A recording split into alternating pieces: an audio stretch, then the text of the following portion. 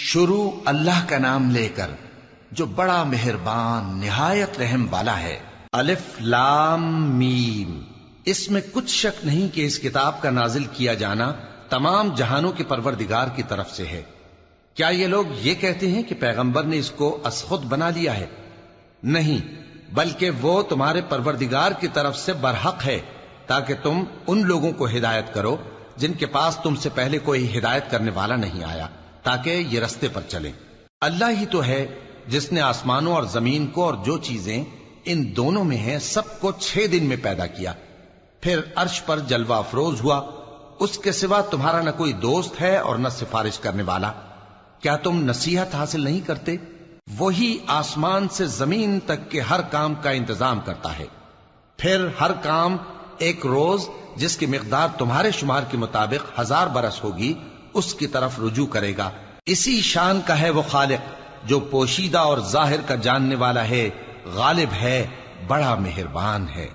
وہی جس نے ہر چیز کو بہت اچھی طرح بنایا، یعنی اس کو پیدا کیا اور انسان کی پیدائش کو مٹی سے شروع کیا، پھر اس کی نسل ایک قسم کے خلاصے سے یعنی حقیر پانی سے بنائی، پھر اس کو درست کیا، پھر اس میں اپنی طرف سے روح پھونکی اور تمہارے کان اور آنکھیں اور دل بنائے، مگر تم بہت کم شکر کرتے ہو۔ اور کہنے لگے کہ جب ہم زمین میں ملیا میٹ ہو جائیں گے تو کیا اثر نو پیدا ہوں گے؟ حقیقت یہ ہے کہ یہ لوگ اپنے پروردگار کے سامنے جانے ہی کے قائل نہیں۔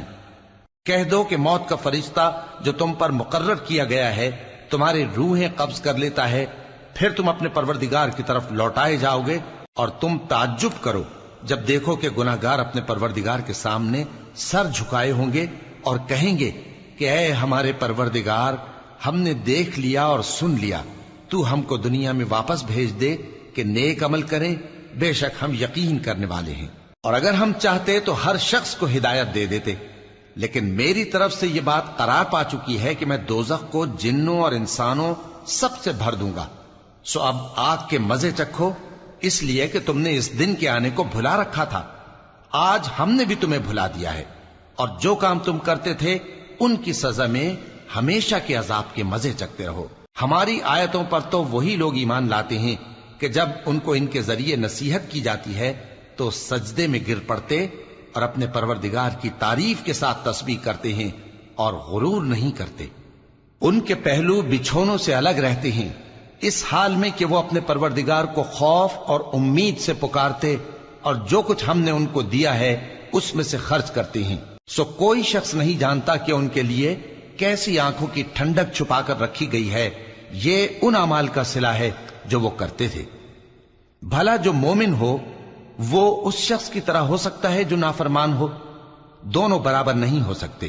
جو لوگ ایمان لائے اور نیک عمل کرتے رہے ان کے رہنے کے لیے باغ ہے، یہ مہمانی ان کاموں کی جزا ہے جو وہ کرتے تھے، اور جنہوں نے نافرمانی کی ان کے رہنے کے لیے دوزخ ہے، جب چاہیں گے کہ اس میں سے نکل جائیں تو اس میں لوٹا دیے جائیں گے، اور ان سے کہا جائے گا کہ جس دوزخ کے عذاب کو تم جھوٹ سمجھتے تھے اس کے مزے چکھو، اور ہم ان کو قیامت کے بڑے عذاب سے پہلے دنیا کے عذاب کا بھی مزہ چکھائیں گے، شاید وہ ہماری طرف لوٹ آئیں۔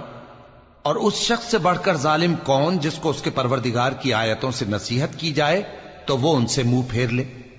ہم گناہگاروں سے ضرور بدلہ لینے والے ہیں، اور ہم نے موسیٰ کو کتاب دی تو تم ان سے ملاقات ہونے سے متعلق شک میں نہ ہونا، اور ہم نے اس کتاب کو بنی اسرائیل کے لیے ذریعہ ہدایت بنایا تھا، اور ان میں سے ہم نے پیشوا بنائے تھے جو ہمارے حکم سے ہدایت کیا کرتے تھے، جبکہ وہ صبر بھی کرتے تھے اور وہ ہماری آیتوں پر یقین رکھتے تھے۔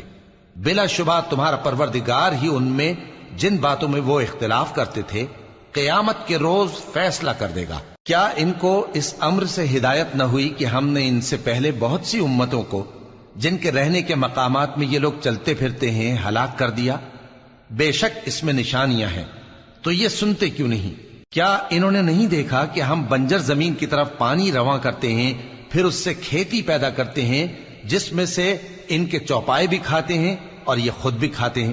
تو یہ دیکھتے کیوں نہیں؟ اور کہتے ہیں اگر تم سچے ہو تو یہ فیصلہ کب ہوگا؟